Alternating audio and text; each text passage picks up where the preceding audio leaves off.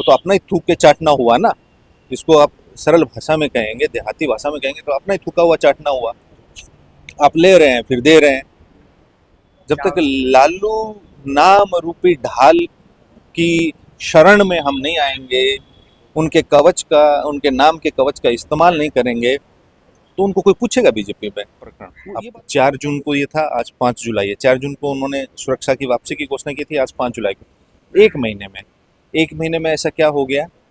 मतलब ये दर्शाता है कि जो मुख्यमंत्री हैं और जो गृह मंत्री हैं वो दूरदर्शी हैं। आदरणीय राष्ट्रीय अध्यक्ष लालू प्रसाद जी ने तो ये भी कहा है कि बीजेपी के रहते लोकतंत्र के अस्तित्व पर ही प्रश्न चिन्ह है।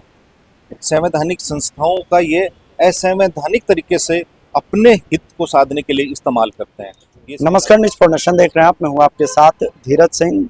आरजेडी का आज 30वां स्थापना दिवस है। दिल्ली से लेकर बिहार तक विभिन्न जगहों पर कार्यक्रम आयोजित किए जा रहे हैं। दिल्ली में भी पार्टी की ओर से स्थापना दिवस मनाया गया। आरजेडी के राज्यसभा सांसद संजय यादव भी पार्टी के स्थापना दिवस कार्यक्रम में पहुंचे हुए थे।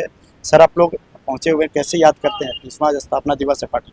देखिए, आज पार्टी के 30वां स्थापना दिवस, आज के इस पावन अवसर पर पार्टी के जितने भी हमारे समर्पित कार्यकर्ता हैं, जिन्होंने 3 दशक से अधिक समय में जो अपने सेवा, बलिदान, त्याग, समर्पण पार्टी को दिया है, पार्टी की सेवा की है, लोगों की सेवा की है, उन सब के प्रति मैं अपना आभार व्यक्त करते हुए सभी को हार्दिक बधाई और शुभकामनाएं देना चाहूँगा।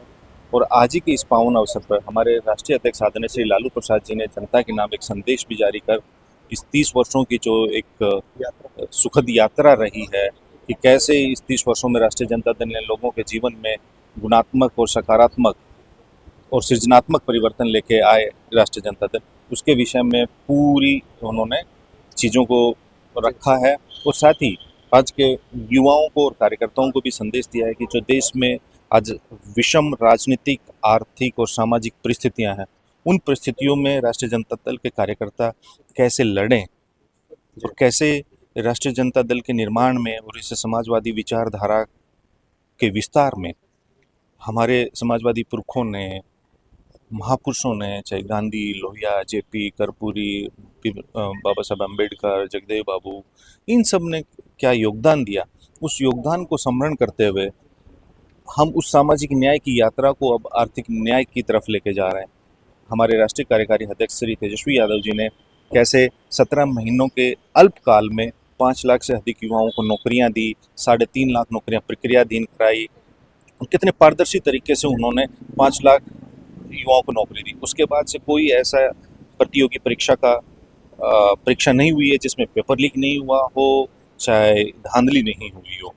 तो हमने एक मॉडल स्थापित किया। राष्ट्रीय जनता दल ने सामाजिक न्याय, जो कि युगों युगों से वंचित थे, उपेक्षित थे, उत्पीड़ित थे, बहिष्कृत समाज के जो लोग थे, उनको कैसे मुख्य धारा में हमारे राष्ट्रीय अध्यक्ष आदरणीय श्री लालू प्रसाद जी लेके आए, कैसे उन्होंने गरीबों के हित में नीतियों का निर्माण कर उन्हें लागू किया और समाज के अंतिम पंक्ति में, अंतिम पायदान के अंतिम पंक्ति में खड़े व्यक्ति को मुख्य धारा में लाके उन्होंने एक समान अवसर दिया, उनको सम्मान दिया। और आज उसी का प्रतिफल है कि बिहार आगे बढ़ा। जी, लालू जी ने अपने पत्र के माध्यम से बीजेपी पर संवैधानिक संस्थाओं के दुरुपयोग का भी आरोप लगाया है। बिल्कुल, जो भी संवैधानिक संस्थाएं हैं वो बिल्कुल कॉम्प्रोमाइज्ड हैं, चाहे वो इलेक्शन कमीशन ऑफ इंडिया हो, चाहे जितनी भी जांच एजेंसियां हों, इवन चाहे मीडिया ही क्यों ना हो, ये डर से साम दाम दंड भेद को लागू करके उन्हीं संस्थाओं के मार्फत ये लोकतंत्र को कमजोर करना चाह रहे हैं। आदरणीय राष्ट्रीय अध्यक्ष लालू प्रसाद जी ने तो ये भी कहा है कि बीजेपी के रहते लोकतंत्र के अस्तित्व पर ही प्रश्न चिन्ह है। संवैधानिक संस्थाओं का ये असंवैधानिक तरीके से अपने हित को साधने के लिए इस्तेमाल करते हैं, ये श्री लालू प्रसाद जी ने कहा है। और ये बिहार ही नहीं, देश का हर जो जनवादी, प्रगतिशील और न्यायप्रिय व्यक्ति है वो ये जानता है कि कैसे ये भारतीय जनता पार्टी की सरकार सत्ता में येन केन प्राकृण सत्ता में बने रहने के लिए तमाम प्रपंच रचकर कुर्सी पर बैठे रहना चाहती है। और उसी का प्रतिफल ये भी है कि इस सरकार की, एनडीए की बिहार में 21 साल से सरकार है, 12 साल से अधिक समय से अब केंद्र में भी सरकार है। इस सरकार की जो जन विरोधी नीतियां हैं निर्णय है, उसकी वजह से आज आम आदमी बेहाल है। देश में गरीबी चरम पे है, बेरोजगारी, महंगाई। अब देखिए, आप बिहार में देख लीजिए, कोई एक सकारात्मक काम आज 7 महीने से अधिक समय हो गया एनडीए के ये नई सरकार बनने के बाद से 2 मुख्यमंत्री बदले जा चुके हैं। इसके बावजूद अगर आपको कोई एक सकारात्मक खबर मिलती हो, बस बड़ी हेडलाइन के लिए आज उससे एमओयू किया, मतलब जिस कंपनी का टर्नओवर 5 करोड़ नहीं है, जिसकी कैपिटल वैल्यू, उसके साथ ये 50,000 करोड़ का एमओयू दिखा रहे हैं। तो ये सिर्फ आइबोश है, सरकार का खजाना खाली है, कर्मचारियों को देने के लिए सैलरी नहीं है, पेंशनरों को देने के लिए खजाने में पैसे नहीं है, छात्रवृत्ति छात्रों की बंद है, बेरोजगारी भत्ता नहीं है, जो बिजली मिलती भी थी उसमें अपार कटौती है। तो कहीं कोई वर्ग संतुष्ट नहीं है। सिर्फ आप न्यूज़ बनाने के लिए और किसी एक वर्ग को आप टारगेट करके सिर्फ सरकार की विफलताओं से ध्यान भटकाने के लिए सत्ता में शीर्ष पे बैठे व्यक्ति अनर्गल बयानबाजी करते हैं। एक सवाल है सर कि पहले बिहार सरकार की ओर से लालू यादव और राबड़ी देवी की सुरक्षा वापस ले ली गई थी, अब एक बार फिर से जेड श्रेणी की सुरक्षा बहाल कर दी गई, लेकिन आज प्रोग्राम था पटना में, लालू यादव बिना सुरक्षा के ही बाहर दिखाई दी।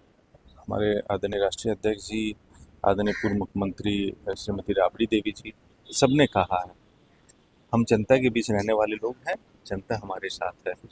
दूसरी बात, ये पूरा प्रकरण अब 4 जून को ये था, आज 5 जुलाई है। 4 जून को उन्होंने सुरक्षा की वापसी की घोषणा की थी, आज 5 जुलाई को। एक महीने में ऐसा क्या हो गया? मतलब ये दर्शाता है कि जो मुख्यमंत्री हैं और जो गृह मंत्री हैं वो अदूरदर्शी हैं, उनमें निर्णय लेने की क्षमता नहीं है,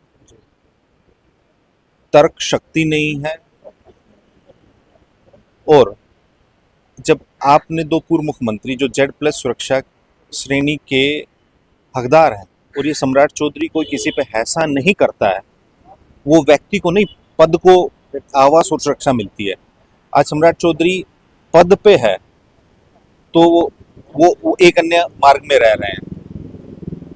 ऐसा नहीं है कि वो कोई भी उस पद पे रहेगा वो कर्णांकित आवास है, लेकिन इन्होंने अच्छी राजनीति करते हुए आवास को हटा लिया, सुरक्षा को। फिर आपने किस लिए सुरक्षा हटाई थी? वो तो अपना ही थूक के चाटना हुआ ना।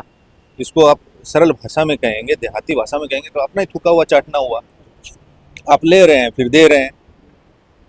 अब आपकी जो अब आप अगर टेक्निकली बतियाएंगे प्रशासनिक भाषा में, जो थ्रेट परसेप्शन को असेस करती है, जो इनकी एक सुरक्षा सिक्योरिटी कमेटी होती है, 1 महीने में कौन सी आफत आ गई? तो लालू जी का, राबड़ी जी का जो दैनिक दिनचर्या है, जीवन शैली है, उससे सब लोग वाकिफ हैं। आप भी यहाँ दिल्ली में बैठे हुए जानते हैं। तो ये सिर्फ जब कोई सरकार कहीं किसी मामले में गिरती है तो ये तो सम्राट चौधरी तो शुक्रगुजार है उनके कि वो खुले मन से स्वीकार करते हैं। अगर हम तो लालू जी को गाली दे दे के आज मुख्यमंत्री बन गए, वो तो खुद कह रहे हैं इस बात को। तो वो तो बेचारा जानते हैं, जब तक लालू नाम रूपी ढाल की शरण में हम नहीं आएंगे, उनके कवच का, उनके नाम के कवच का इस्तेमाल नहीं करेंगे, तो उनको कोई पूछेगा बीजेपी में? वो ये बात वो स्वयं स्वीकार करते हैं।